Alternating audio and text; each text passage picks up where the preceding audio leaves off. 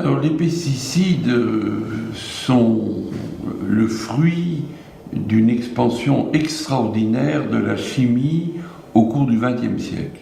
Jean-Marie Pelt, botaniste et écologiste français, fondateur de l'Institut européen d'écologie à Metz. Elle a connu une forte montée en puissance pendant la guerre de 14, parce que les bombes exigeaient des dérivés azotés, par exemple. Et puis ensuite, après la guerre, les industries de guerre ont été plus ou moins reconverties pour fabriquer des produits qui ne soient plus des produits des armes, mais qui servent à l'agriculture. Et depuis lors, alors il y a eu une immense inflation de produits, d'innombrables produits nouveaux ont été mis sur le marché. Ce sont des herbicides, des insecticides, des fongicides qui tuent les champignons, ce sont les nématicides qui tuent les petits vers qu'on appelle les nématodes, les acaricides qui tuent les petits poux que sont les acariens, et ils se terminent tous en cide. Ça veut dire je tue. Mais on ne tue pas que les ennemis des cultures, et malheureusement, on découvre toujours davantage qu'ils ont pour la plupart d'entre eux des effets négatifs sur la santé humaine. 62 700 tonnes de pesticides ont été vendues en France en 2011. Qui sont les utilisateurs ? On distingue deux grandes catégories. D'un côté, les utilisateurs en zone agricole et de l'autre, les utilisateurs en zone non agricole. Guillaume Bouchu, coordinateur de projet à la Frappe-Naloire, chargé de la campagne Zéro pesticide dans nos villes et villages. Donc en zone non agricole, on distingue donc les collectivités via la gestion des espaces verts et de la voirie, les jardiniers amateurs, tout ce qui est entreprise, et les gestionnaires de voirie tels que le conseil général, les gestionnaires d'autoroutes, etc. D'un côté, on a, les enjeux de santé publique, notamment au sein des milieux urbains où on a une forte fréquentation du public. On a des parcs urbains, des terrains de foot où les enfants vont fréquenter ces milieux-là. Et donc, on a des personnes vulnérables qui seront exposées aux produits phytosanitaires. En France, on a 372 captages d'eau potable qui ont été abandonnés en 10 ans du fait d'une pollution par les pesticides. En plus de cette pollution des eaux, on a une pollution des sols, de l'air, de nos habitations et même du corps humain. Raid contacts and kills all kinds of bugs indoors. Raid hunts them down like radar. Sweeps bugs from the air. Attacks them as they crawl. And kills them dead. A little goes a long way. Kills bugs even where they hide. Yes, Raid kills flies, mosquitoes, roaches, ants, all kinds of bugs indoors. Quels sont les effets des pesticides sur l'homme ? Une autre voie d'exposition du public aux résidus de pesticides, c'est l'alimentation. Dans la journée, on ingère plusieurs fruits et légumes, donc ces multirésidus dans chaque aliment vont s'additionner eux-mêmes avec des multirésidus dans d'autres aliments. Et ça renvoie à un travail qu'on a fait il y a 2 ans, où on a testé les aliments des repas de toute une journée. On avait trouvé plus de 120 produits chimiques, et à l'intérieur, il y avait, je crois de mémoire, une bonne quarantaine de résidus de pesticides différents donc dans la même journée. François Vayrette, militant de la défense de l'environnement, président du mouvement pour les droits et le respect des générations futures. Alors chacun était en dessous de la norme, entre guillemets, la limite maximale en résidus définie par l'Europe, mais le cocktail, personne ne l'avait jamais étudié. Et on commence à avoir des études scientifiques qui montrent que les cocktails de produits peuvent avoir un effet synergie, avec notamment sur la fonction hormonale, des effets de perturbation endocrinienne qui sont plus importants dans le mélange que la somme des effets individuels. Ça c'est intéressant, parce que c'est pas testé. Les produits ne subissent des tests que dans le cadre d'une utilisation aiguë avec des doses importantes et des tests qui durent que quelques mois sur les aliments animaux comme le rat par exemple. Bruno Lemallier, administrateur à la Frappe-Naloire et médecin. Par contre, ce qui est difficile à répondre, c'est qu'est-ce que donne l'utilisation chronique avec des épandages réguliers sur toute une vie d'agriculteur. Qu'est-ce que donne sur le consommateur d'eau du robinet, qui contient toujours un minimum de pesticides, même à toute petite dose, qui n'ont aucune incidence du point de vue aigu et à court terme? Qu'est-ce que ça donne sur le long terme? Et ça, c'est peut-être un système explosif, mais qui va demander des années d'études rétrospectives statistiques pour pouvoir dire « Ah oui, effectivement, il y avait un problème ». Alors on commence à en avoir une petite idée. Il y a un certain nombre d'analyses qui ont été faites par les anglo-saxons, des grandes méta-analyses sur tout un tas de patients pour déterminer est-ce que les agriculteurs ont plus de problèmes médicaux que les autres. Même Monsanto en a fait une, même qui donnait des informations, même si elles sont peut-être un petit peu partiales. Globalement, alors à la réponse, les agriculteurs ont moins de cancer que les autres. Ça c'est peut-être un petit peu paradoxal, mais c'est normal, ils ont une vie peut-être moins sédentaire, ils ont peut-être une alimentation meilleure que les autres, mais par contre ils ont plus de certains cancers que les autres, notamment des cancers de prostate, cerveau, des problèmes neurologiques chroniques plus que le reste de la population. Bon, on a aussi envisagé que ça pouvait agir sur les enfants en produisant disons, moins de concentration, plus d'agitation, plus d'irritabilité. Il y a eu des études qui ont été faites au Mexique très curieuses, où on a comparé les enfants d'une plaine très arrosée de pesticides et des bassins versants forestiers où il n'y a pas de pesticides du tout. Et on a vu que, par exemple, les enfants de la plaine, qui étaient en contact avec les pesticides, ne savaient pas dessiner les petits bonshommes. Et que les enfants de la forêt, eux, savaient les dessiner, les petits bonshommes. Qu'ils étaient plus calmes aussi. Et qu'ils apprenaient mieux à l'école. Bon, donc il y a beaucoup, c'est le problématique, mais on retient surtout le système reproducteur, on retient aussi le système nerveux, et on retient les cancers. C'est les trois grands axes où il y a de sérieuses inquiétudes quant à leur impact sur la santé humaine.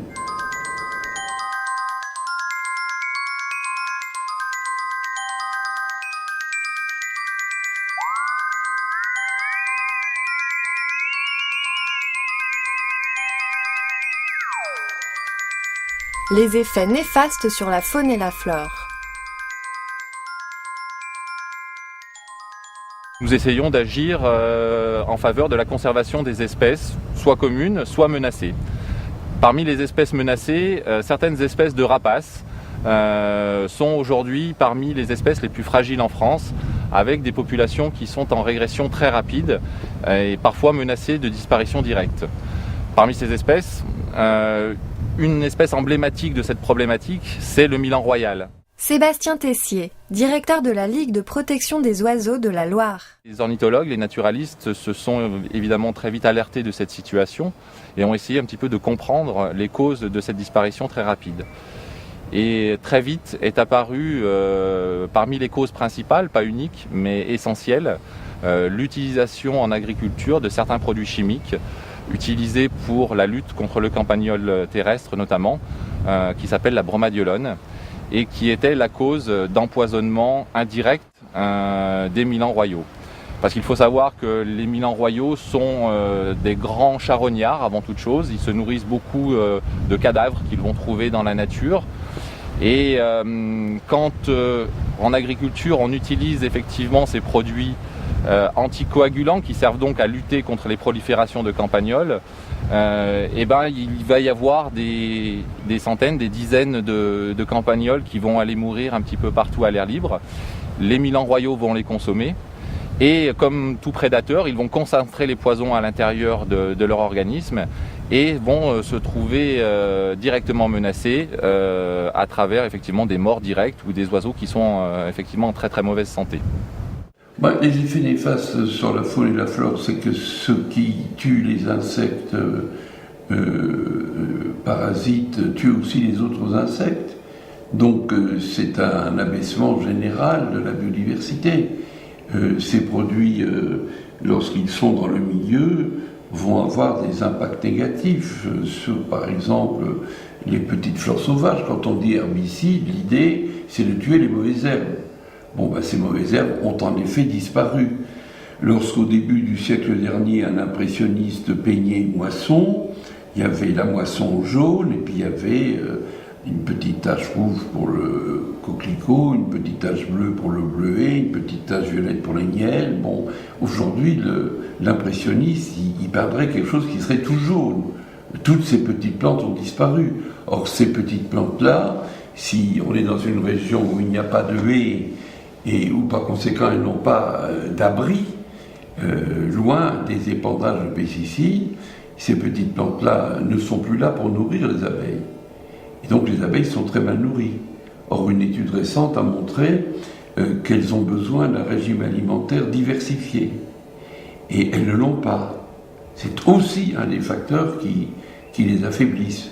Donc c'est toute la biodiversité en fait qui est réduite.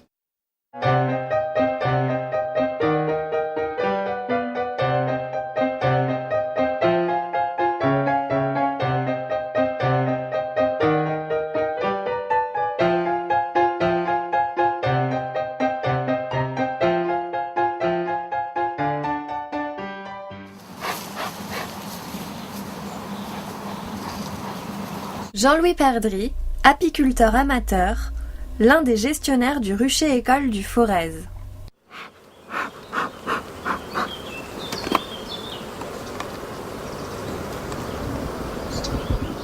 Donc ça c'est un cadre en bordure de nid à couvain que les abeilles ont commencé déjà à bâtir avec de la cire très jaune qu'elles ont sécrétée.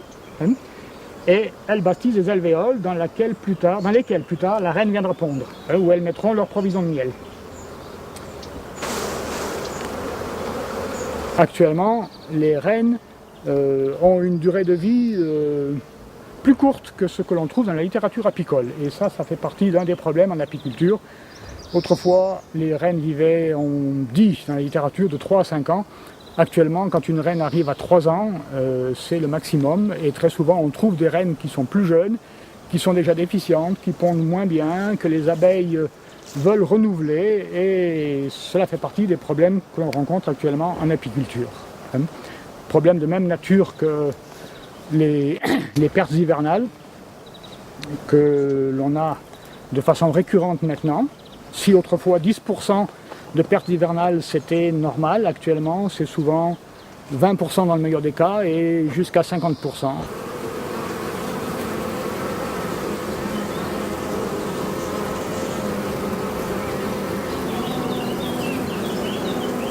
Dans la principale cause du déclin des abeilles, donc on a les pratiques humaines, donc ce qu'on appelle l'anthropisation.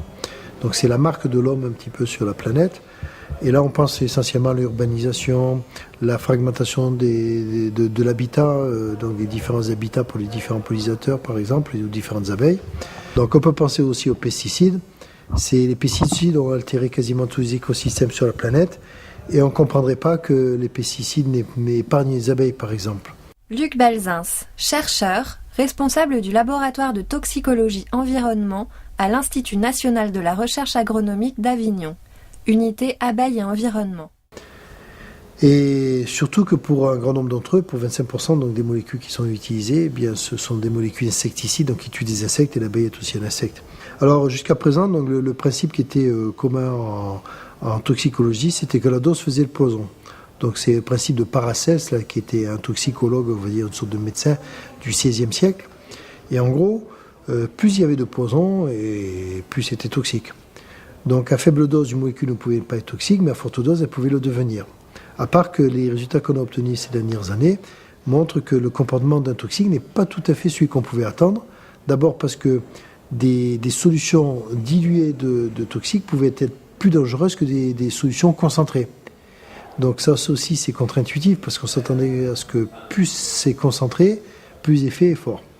Ensuite, on s'est aperçu que les faibles doses pouvaient donner des effets bien supérieurs à ceux des fortes doses. Donc dans ce cas-là, on n'est pas forcément protégé par les faibles doses. Les abeilles sont fortement impliquées dans la pollinisation des fruits, enfin des plantes, et spécialement donc celles qui vont nous donner des fruits et des légumes, donc qui vont servir de ressources alimentaires pour la planète. Et si on fait disparaître ces pollinisateurs-là, on aura des impacts énormes sur les quantités et la qualité des productions végétales. Donc on risque d'avoir des problèmes d'approvisionnement en denrées alimentaires d'origine végétale. L'État français qui s'est engagé effectivement sur ces programmes de conservation d'espèces menacées, qui a investi aussi parfois des sommes financières assez importantes, d'un autre côté va autoriser des pratiques qui sont la première cause de disparition de ces espèces.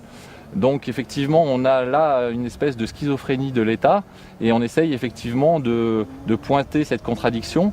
Et quitte à porter cela à un niveau européen, puisque la LPO avait déjà déposé une plainte devant la Commission européenne pour insuffisance de protection du Milan royal.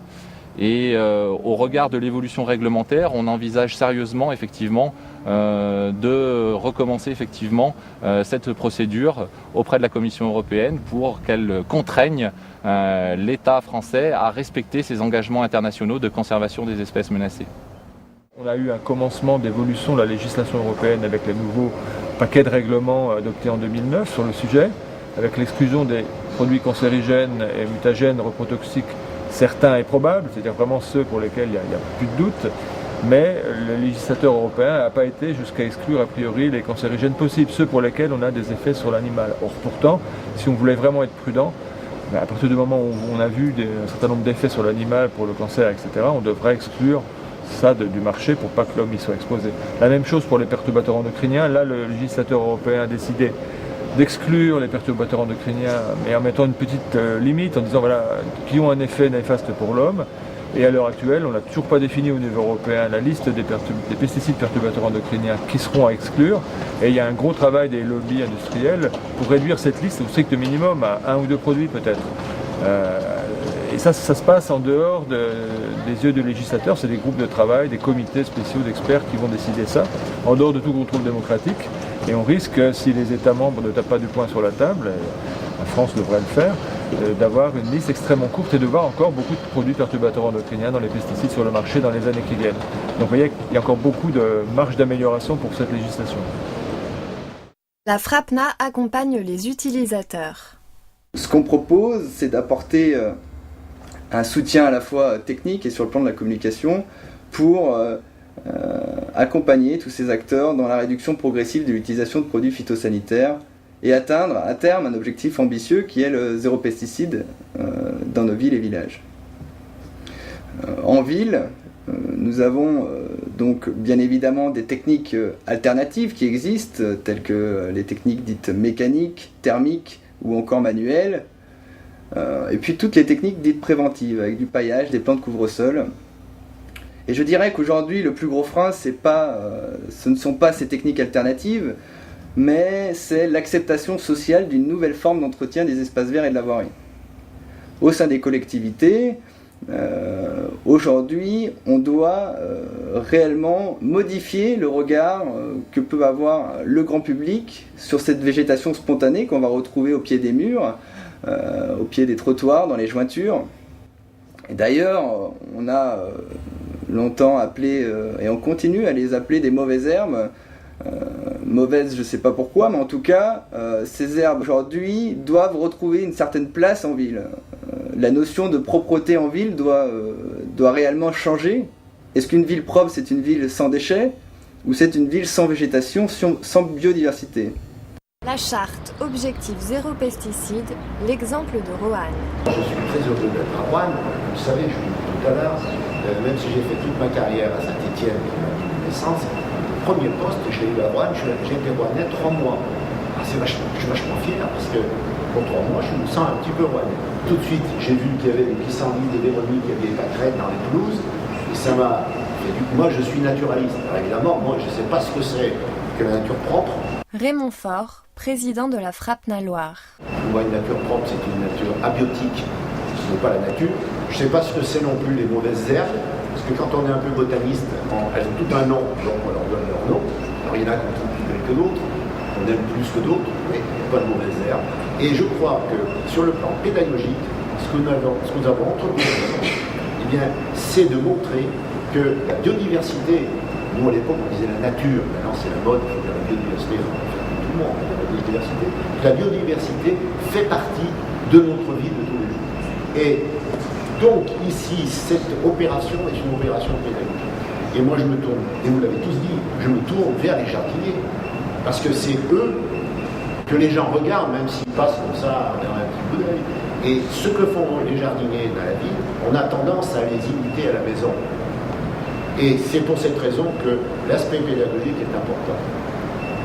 Tout le monde sait aujourd'hui que les pesticides sont très dangereux pour la santé, pour la nôtre. Moi, j'ai un petit-fils, j'en ai pas eu jusqu'à un, il est tout petit, il est comme ça. Et quand je vois ma fille qui me promène dans la poussette, en ville, dans les jardins, c'est lui qui est le plus près des pesticides qu'on a mis sur les plumes. Ce travail, bravo, continuez-le et ne traitez pas les stades où jouent nos enfants. Merci à tous. Bravo.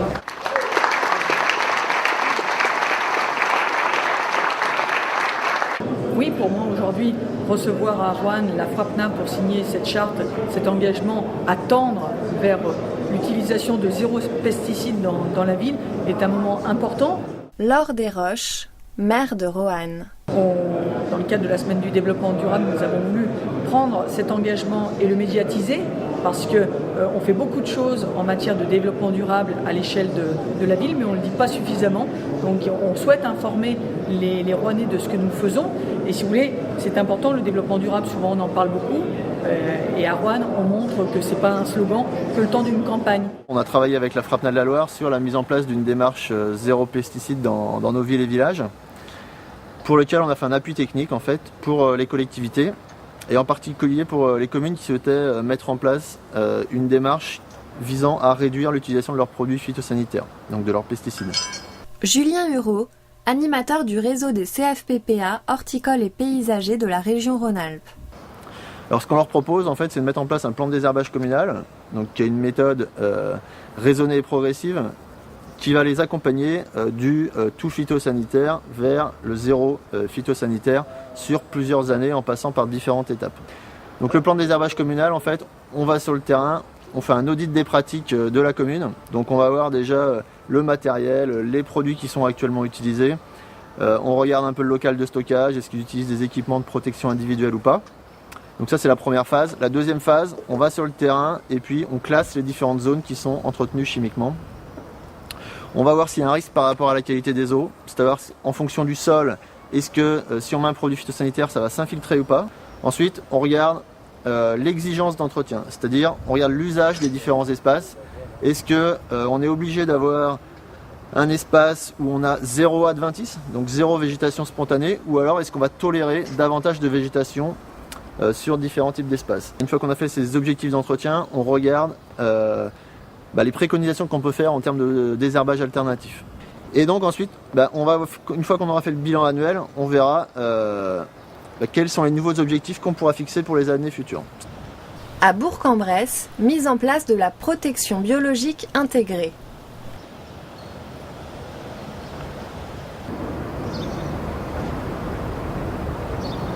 Donc au service espace vert, on a déjà appliqué cette réduction de pesticides en mettant en place la PBI, donc la protection biologique intégrée au niveau de la culture, au niveau des serres. Christian Paulon, responsable du service espace vert de la ville de Bourg-en-Bresse. Alors au niveau PBI, toutes les semaines on fait un passage dans les serres. Bruno Bardet, agent à la ville de Bourg-en-Bresse. Pour voir les problèmes qu'on a au niveau des insectes. On regarde aussi les problèmes au niveau maladie. Et la semaine suivante, suivant ce qu'on a vu au niveau des serres, on fait notre achat d'auxiliaires. Entre les serres, on a fait un semis de prairie fleurie qui sert de refuge pour les insectes qui peuvent aller se poser dessus et puis revenir dans la serre. C'est vrai que ce zéro pesticide a permis aussi de développer des nouvelles méthodes, entre autres au niveau des plantations, dans les projets. Donc on est associé avec le service espace public. On nous consulte aussi parce que nous avons du matériel et ça peut aller en matériel de tonte de 3 mètres de coupe à 50 cm. Donc du coup, on a notre avis à donner, dire attention, telle poubelle doit être à 3 mètres des bancs parce qu'on a une machine qui tond, qui a une largeur de coupe de 3 mètres. Donc c'est un matériel qu'on peut passer tout le long des murs, qui évite toute projection contre les voitures. Jean-Marc Desbois, responsable du pôle Centre-Ville Production de Bourg-en-Bresse. On peut passer aussi auprès des arbres, sans les blesser. Et on peut passer, maintenant ce qu'on fait, tous les grillages, on les remet à peu près à 15-20 cm plus haut. Et comme ça on peut passer dessous ou la débroussailleuse ou le réciprocateur. On a d'autres alternatives qu'on utilise au niveau du service espace vert. Donc ça peut être ou du paillage sous forme de copeaux. Donc c'est ce type-là, qui est utilisé sur des plantations sur 8-10 cm d'épaisseur. Par rapport au pied d'arbre, on utilise aussi une résine qui peut être mélangée avec du copeau ou du gravillon 6-10. Donc c'est une des alternatives. Sinon, on fait pas mal aussi de semis au niveau des pieds d'arbre. Donc semis de prairies fleuries. Voilà. Donc c'est une autre alternative pour éviter, pour faire concurrence aux adventices qui peuvent pousser au pied des arbres.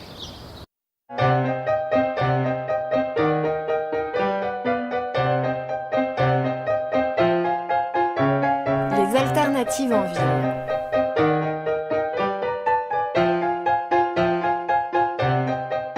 À Mably, une gestion au naturel. Il a la fonction de transporter du matériel et les agents sur les lieux de travail. Donc ici c'est le parc de la mairie, voilà, ça fait partie de son quartier où il circule, où les gens maintenant sont familiers avec lui. Il fait partie du paysage.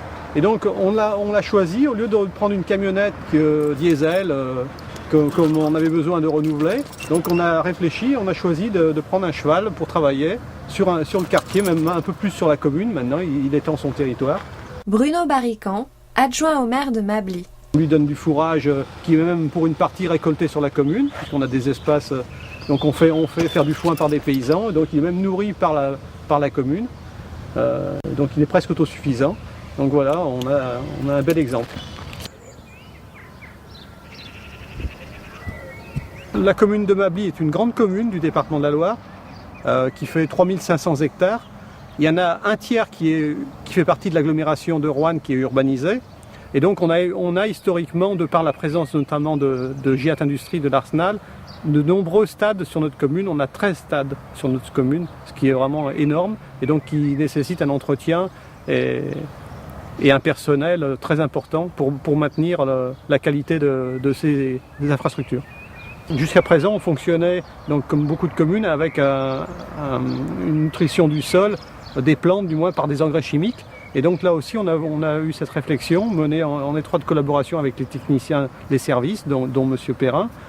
Et on a réfléchi donc à l'utilisation d'engrais organiques, donc qui sont des produits pas chimiques, mais d'origine végétale ou animale, qui sont même assimilables à un fonctionnement de ferme en agriculture biologique.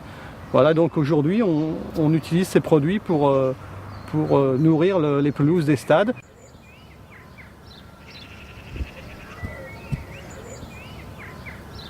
On a pensé aussi qu'il fallait réfléchir au traitement des arbres. Et donc on a fait des recherches, les services ont fait des recherches en lien avec d'autres collectivités. Et donc il s'avère qu'il y a d'autres produits maintenant qui sont mis au point, notamment à base d'ail, donc de produits végétaux, qui sont répulsifs des insectes. Et donc qu'on a trouvé, maintenant on utilise une entreprise qui vient avec des canons à certains moments de l'année pour chasser de par une pulvérisation à base de produits d'ail, donc qui ont une période où ça sent l'ail, mais bon pendant quelques jours, et qui permettent de résoudre ce problème de surpopulation d'insectes. À Saint-Étienne aussi, des espaces publics sans produits phytosanitaires. La démarche zéro phytosanitaire, elle s'est appuyée évidemment sur l'engagement des jardiniers. Bernard Dandalet, directeur du service paysage et aménagement de la ville de Saint-Étienne. Puisque progressivement, on a supprimé un certain nombre de produits. Alors évidemment, il a fallu faire quelque chose à la place, donc trouver une technique alternative. La technique alternative, quand il s'agit d'empêcher la poussée des mauvaises herbes, que ce soit sous des pieds d'arbres ou sous des arbustes, c'est d'amener ce qu'on appelle un paillage. Donc ça, je dirais que c'est quelque chose qui était relativement facile à faire dans la mesure où le résultat est assez bon sur le plan technique. Deuxième type d'usage, c'était l'usage des produits systémiques. Donc, pour ne pas citer de marque, bien sûr, qu'on utilisait beaucoup plus massivement sur les plantes, sur les mauvaises herbes déjà installées. Donc ce produit-là, il a été progressivement réduit et remplacé de deux façons. La première façon, c'est de ne plus intervenir du tout. C'est ce qu'on a fait par exemple ici au niveau des pieds d'arbres, où on accepte que l'herbe pousse. Donc ces changements, ça s'est accompagné ou ça a été précédé par des changements réglementaires qui obligeaient par exemple les agents à porter des tenues protectrices et des masques. Et tout ça, ils y étaient très réticents et ça a beaucoup contribué à leur prise de conscience et à leur engagement, j'ai envie de dire de gré ou de force, dans le zéro phyto. Ici, on est au parc François Mitterrand. Donc, c'est un parc qui a été créé avec un souci de développement durable. Sébastien Gazot, responsable du service espace vert de la ville de Saint-Étienne. Ce parc, c'était un ancien parking, donc qui est devenu parc. Donc, c'est quand même relativement dur de le faire. Donc, avec un souci d'éviter les entrants, c'est-à-dire éviter les apports de matière et éviter justement de la démolition et qu'on exporte des matières. Richard Guette, agent technique à la ville de Saint-Étienne. Tout ce qui est les plantations qui ont été réalisées sur le parc, en fait, il a été décidé en fait de mettre un paillage au pied des plantations. Donc c'est un paillage naturel, donc de broyage d'écorce, de broyage de bois, enfin en grosse partie. Donc en fait ça a pour but déjà d'éviter tout ce qui est la pousse des mauvaises herbes, quand même ça limite la pousse des mauvaises herbes. Également ça a pour but de garder l'humidité au sol, donc ça évite l'évaporation de l'eau. Et en fait également ça nous permet également à nous de retraiter tous les déchets de bois qu'on a par tout ce qui est branches cassées des arbres et choses comme ça, en fait qui sont rassemblés et qu'en fait après ces déchets en fait sont broyés et remis directement en place dans les zones de plantation en fait. Donc voici 3 ans, nous avons très fortement accéléré la lutte contre les pesticides en demandant tout simplement à nos services, pour commencer, de ne plus utiliser de produits phytosanitaires dans l'exercice de leurs fonctions, bien sûr pour tout ce qui concerne les espaces verts. Maurice Vincent, maire de la ville de Saint-Étienne. Donc cette politique a été mise en œuvre. Elle induit bien sûr des conséquences en matière de formation des collaborateurs qui sur les chantiers sont en première ligne, des informations données à la population et aujourd'hui, si vous voulez, le résultat est très positif. Il y a dans l'ensemble des espaces publics stéphanois l'absence d'utilisation par nos services de produits phytosanitaires.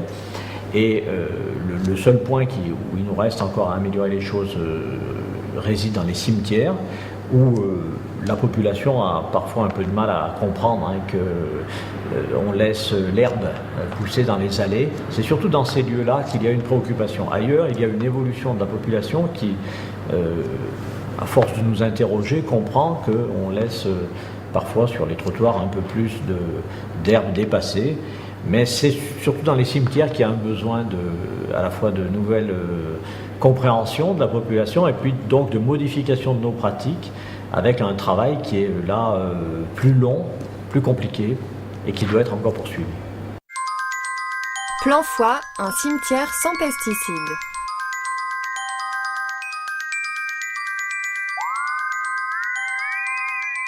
Donc concernant les cimetières, principalement, avant on traitait les surfaces des allées pour qu'elles sentent bien propres pour la population principalement, de façon chimique donc, avec du désherbant total principalement.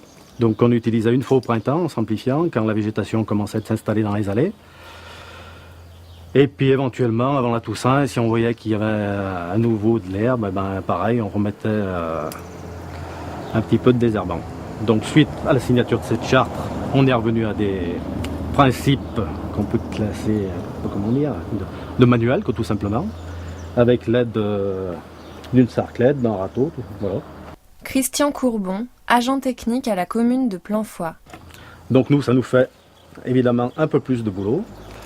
Mais bon, à côté de ça, on sait qu'on nuit un peu moins à la nature et à l'avenir de nos enfants et tout. C'est vrai que moi, ça ne me pose aucun problème. J'étais un peu dans cette démarche déjà quand j'étais paysan. J'aimais pas trop polluer, donc là, ça me convient.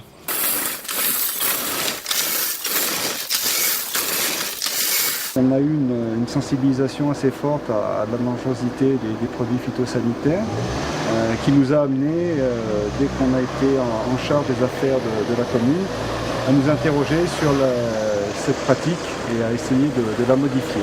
Véronique Granger, maire de Plancfoy, Yvan Bérard, adjoint au maire. Ça nous a permis de comprendre que sur une commune comme la nôtre où les pentes sont fortes et les sols souvent peu perméables, il y avait des risques de ruissellement fort des produits phytosanitaires vers les cours d'eau, le furet d'un côté notamment.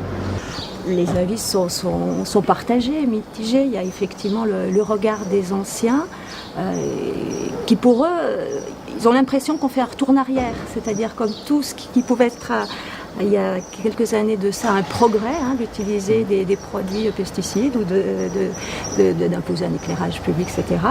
C'était un progrès, c'est vrai que donc pour eux, c'est une régression, ils le conçoivent comme ça. Tu parlais effectivement de sensibilisation et d'éducation, c'est vrai que là on parle des anciennes générations qui ont eu du mal effectivement à accepter ça. Nous, notre action, on la dirige aussi vers les nouvelles générations quelque part, et c'est vrai qu'on espère que en mettant en place actuellement ces choses-là maintenant, nos enfants pourront eux du coup suivre cette démarche, parce que par le biais de forcément mettant en place ça au niveau communal, souvent les enseignants le relaient par le biais des écoles. Il y a un jardin qu'Yvan a mis en place donc sur l'école primaire. Donc ça va de pair avec, je pense, les enseignants doivent parler de l'emploi des pesticides. Un potager, oui. Il y a un potager, un jardin potager qui a été mis en place. Pour un entretien des bords de route sans pesticides. À partir de 2007, les politiques en matière d'entretien de la route ont été revues.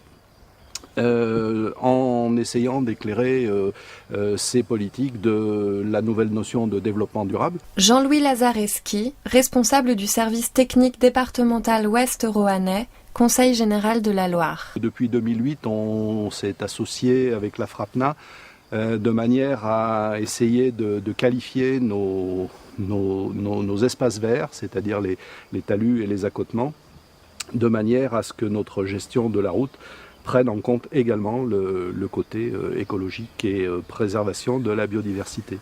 On a travaillé sur les périodes, c'est-à-dire ce qu'on appelle le fauchage tardif, en fonction de la reproduction des végétaux. On a calé les dates à partir desquelles on va faire le fauchage d'automne, c'est-à-dire aller plus loin que le fauchage de sécurité dont je parlais. On essaye de moderniser le matériel et d'utiliser des engins de largeur de coupe plus importante, de façon à diminuer un petit peu le nombre de passages, et aussi d'améliorer un petit peu la technique de coupe, de façon à respecter une demande qui a été faite là aussi par la FRAPNA sur la hauteur de coupe, puisqu'on essaye de couper à 10 cm ou plus, d'éviter les coupes trop basses, trop courtes, qui ne sont pas bonnes pour la végétation. Les talus en bord de route représentent une surface considérable dans le département. Diane Corbin, chargée de programme à la FRAPNA Loire, travaille avec le service du Conseil général qui s'occupe des routes de la Loire. C'est 4 fois la surface en réserve naturelle de la Loire, donc c'est un espace considérable. Ça représente une zone refuge pour de nombreuses espèces. Ça peut être par exemple ce qu'on appelle les espèces messicoles, c'est des espèces dont le cycle biologique est calé sur celui des céréales, des espèces des plantes de moisson. et qui ont été chassés des parcelles de céréales par l'utilisation des produits phytosanitaires, des herbicides, et qui trouvent refuge juste en bordure de parcelles et parfois sur ces talus. C'est pour ça qu'on peut rencontrer par exemple les plus emblématiques, c'est le bleuet et le coquelicot, mais il y en a d'autres qui sont plus rares comme l'agnelle des blés par exemple.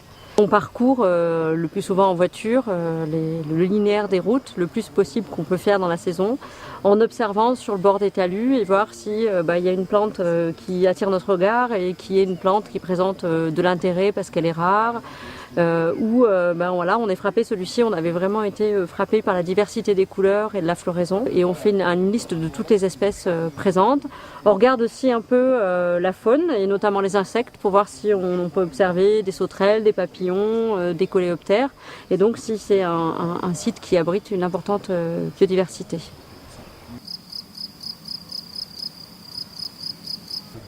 Une autre plante qu'on peut trouver dans ces talus, c'est une graminée qu'on appelle la brise, ou certains la prénomment cœur tremblant, parce que ces petits épillets bougent avec le vent. Vous avez aussi cette espèce qui est le polygale, qu'on peut trouver sur ces milieux maigres, donc qui ont des fleurs violettes, mais on peut trouver la même espèce avec des fleurs roses, avec des fleurs bleues, avec des fleurs blanches, c'est très variable. Et ça s'appellerait polygale, comme poly, plusieurs, gale, gala, le lait, parce qu'on disait que quand cette plante était consommée par les vaches dans les pâturages, eh bien, elles avaient ça multipliait la quantité de lait qu'elles pouvaient donner.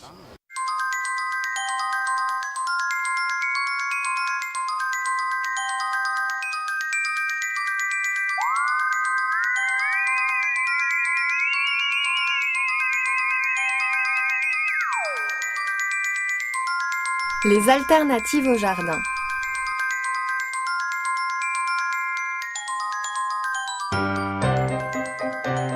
Bienvenue dans mon potager, jardin, verger à Villars. Donc, je m'appelle Dominique Joubert. Je suis un jardinier passionné, c'est de père en fils, puisque mon père était aussi un jardinier de première heure, plutôt ouvrier lui. Et quand on jardine, on essaie de penser à l'avenir. Donc on va pouvoir découvrir un jardin où les solutions alternatives sont en place. Dominique Joubert, jardinier amateur passionné. Un potager bio, c'est pas forcément quelque chose de très compliqué à mener. Il faut bannir les produits. Alors, les produits même bien connus, même dont on disait qu'ils n'étaient pas toxiques, on peut faire référence à un désherbant très connu, très utilisé, dont on s'aperçoit à terme que les études d'impact n'ont pas été très bien faites et que sa non-toxicité est remise en cause aujourd'hui. Donc même pour des produits fiables dont on dit qu'ils sont respectueux de la nature, si on peut éviter, on évite. Alors comment compenser, comment tenter de compenser cette absence de produits par des solutions plus naturelles. C'est relativement facile. Un désherbant peut tout à fait s'éviter par une couverture du sol avec par exemple des tontes d'herbe, de la paille, des feuilles, pourquoi pas.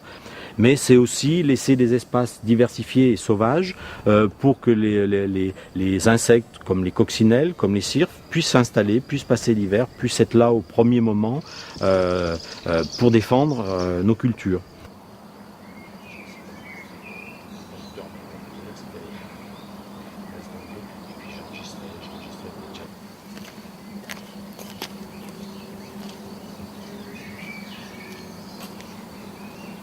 On parle du potager, mais on peut parler aussi des allées. On a très vite un envahissement d'herbe très très fort.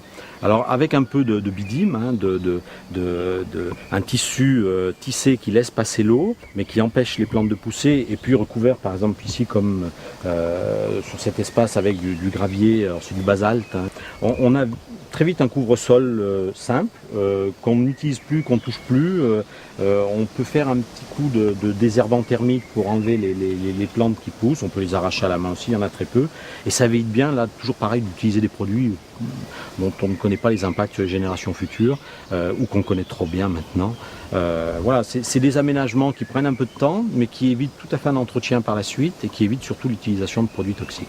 Une façon aussi de protéger son potager des ravageurs, c'est un petit peu de les rendre fous. Alors pour les rendre fous, on peut leur mettre beaucoup d'odeurs. c'est aussi perdre un petit peu l'insecte pour qu'il ne puisse pas aller se reproduire sur ce que vous avez planté.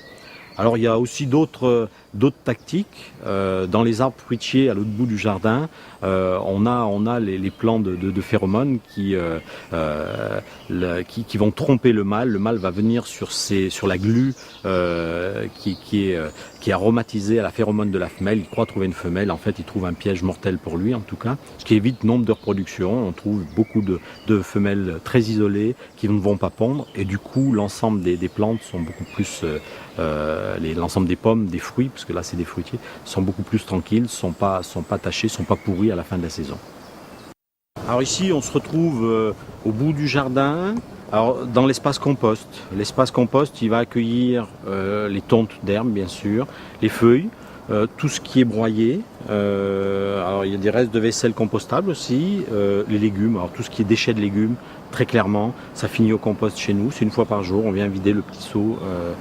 Ça permet d'enrichir, de partager la matière sèche issue du broyat et la matière humide des légumes et des tontes. Et ce mélange-là crée une sorte de terreau assez riche. Alors on rajoute aussi, il y a des chevaux juste en dessous, donc je mets un petit peu de crottin aussi, donc ça permet vraiment une grande richesse, une grande diversité. Ça finit au jardin, en terreau, et ça améliore énormément la structure de la terre. Très clairement, c'est la nourriture de la terre, c'est ce qui permet à la plante de puiser, de trouver toute sa richesse, tous les aliments pour pousser correctement. Et puis en face, sur ce petit tas de branches, alors laissé exprès, volontairement, on a enterré deux caisses plastiques retournées avec une petite entrée pour permettre aux hérissons soit de passer l'hiver, soit de nicher.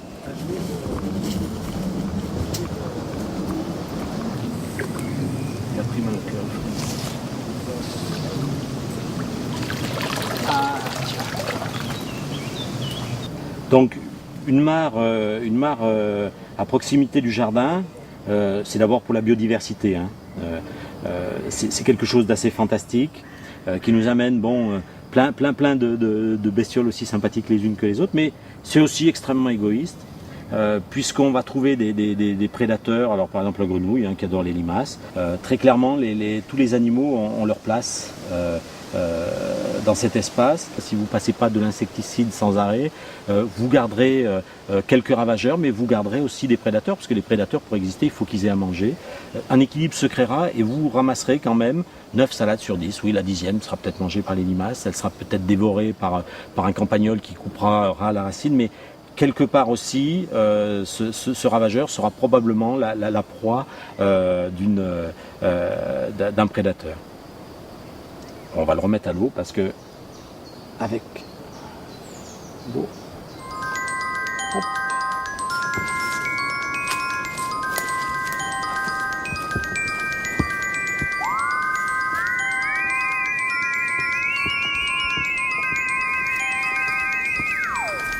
Ne voir dans la nature qu'un ennemi à vaincre par tous les moyens ne peut conduire qu'à notre ruine.